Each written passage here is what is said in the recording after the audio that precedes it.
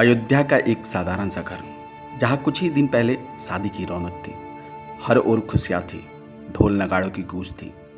नई नवेली दुल्हन शिवानी ने जब इस घर की दहलीज लांघी थी तो आंखों में हजार सपने थे। प्रदीप उसका पति, जिसने उसके हाथों में लाल चूड़ियाँ पहनाई थी, अब उसके साथ एक नई जिंदगी शुरुआत करने जा रहा था।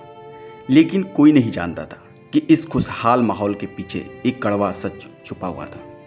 शादी के अगले ही दिन जब घर वालों ने कमरे का दरवाज़ा तोड़ा तो अंदर का नज़ारा देखकर पैरों तले जमीन खिसक गई। शिवानी बिस्तर पर मरी पड़ी थी और प्रदीप पंखे से झूल रहा था।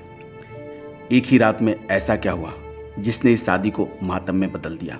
क्या यह सिर्फ आत्महत्या और हत्या का मामला था या इसके पीछे कोई और सच्चाई छिपी हुई थी?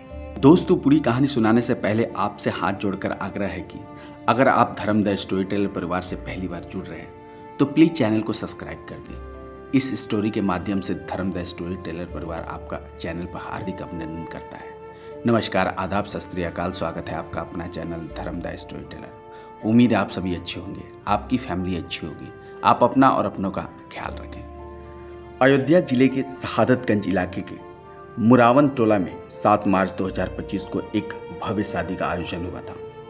गांव में हर तरफ रौनक थी, घर रोशनी से जगमगा रहा था, रिश्तेदारों की चहल पहल थी और ढोल नगाड़ों की धुन पर सभी झूम रहे थे। यह शादी थी 24 वर्षीय प्रदीप और 22 वर्षीय शिवानी की। प्रदीप मूल रूप से सोहावल के डयोंडी गांव का निवासी था, जबकि शिवानी खंडासा थाना क्षेत्र के डीली सरैया गांव की रहने वाली थी।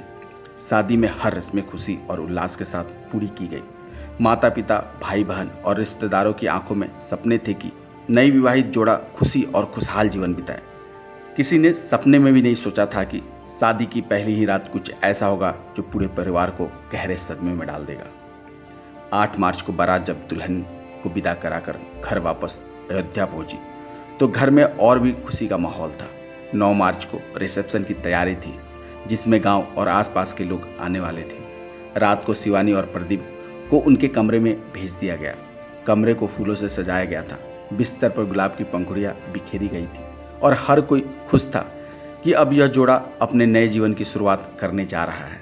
रात धीरे धीरे बीत रही थी। घर के अन्य लोग अपने अपने कमरे में सो चुके थे, लेकिन उस कमरे के अंदर क्या हुआ यह कोई नहीं जानता था। सुबह हो चुकी थी, लेकिन कमरे का दरवाज़ा अभी तक बंद था। परिवार के लोग सोच रहे थे कि नई नवेली दुल्हन शायद थक गई होगी तो देर तक सो रही होगी। लेकिन जब काफ़ी देर तक कोई हलचल नहीं हुई तो घर वालों को चिंता होने लगी। सुबह के 10 बज चुके थे। परिवार के लोग दरवाज़ा खटखटाने लगे, लेकिन अंदर से कोई जवाब नहीं आया। अब परिवार वालों की चिंता और बढ़ गई। कुछ रिश्तेदारों ने ज़ोर ज़ोर से दरवाज़ा पीटना शुरू किया। प्रदीप, शिवानी, दरवाज़ा खोलो बेटा, माँ की घबराई हुई आवाज़ गूंज रही थी। अब परिवार के सदस्यों को शक गहराने लगा। किसी ने खिड़की से झांकने की कोशिश की, लेकिन पर्दे लगे होने के कारण कुछ साफ साफ नजर नहीं आ रहा था। आखिरकार गांव के कुछ लोगों को बुलाया गया और दरवाज़ा तोड़ने का फैसला लिया गया। जैसे ही दरवाज़ा टूटा, सामने जो नज़ारा था उसे देखकर सभी के पैरों तले जमीन खिसक गई। अंदर का दृश्य इतना भयावह था कि कोई भी कुछ बोल ही नहीं पा रहा था। शिवानी का शव बिस्तर पर पड़ा हुआ था। उसके गले पर गहरे निशान थे। ऐसा लग रहा था जैसे किसी ने गला घोंटकर उसकी हत्या की हो। उसके चेहरे पर दहशत और संघर्ष के निशान साफ दिख रहे थे। वहीं प्रदीप का शव पंखे से लटका हुआ था। उसकी लाश हिल भी नहीं रही थी, जिससे साफ था कि उसकी मौत कई घंटों पहले हो चुकी थी। पूरे घर में मातम छा गया। जो परिवार कल तक शादी की खुशियां मना रहा था, वही अब रोने चिल्लाने लगा। शिवानी की माँ बेसुध होकर गिर पड़ी। पिता फूट फूट कर रोने लगे और प्रदीप के घर में भी मातम पसर गया। शादी का जो मंडप था वह अब किसी अंतिम संस्कार की तैयारी जैसा लग रहा था। सूचना मिलते ही पुलिस घटनास्थल पर पहुंच गई। पुलिस अधीक्षक राजकरण नैयर ने बताया कि कमरे का दरवाजा अंदर से बंद था, जिससे बाहरी हमले की संभावना कम थी। पुलिस ने घटनास्थल की छानबीन की। शिवानी की लाशें देखने में साफ लग रहा था कि हत्या गला घोंटकर की गई है। वहीं प्रदीप लटके हुए शव को देखकर यह अंदाजा लगाया गया कि उसने आत्महत्या कर ली होगी। लेकिन यह सवाल अब भी दिमाग में था, आखिर यह सब हुआ क्यों?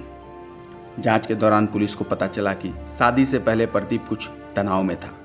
कुछ लोगों ने बताया कि उसे शक था कि शिवानी का किसी और के साथ प्रेम संबंध था।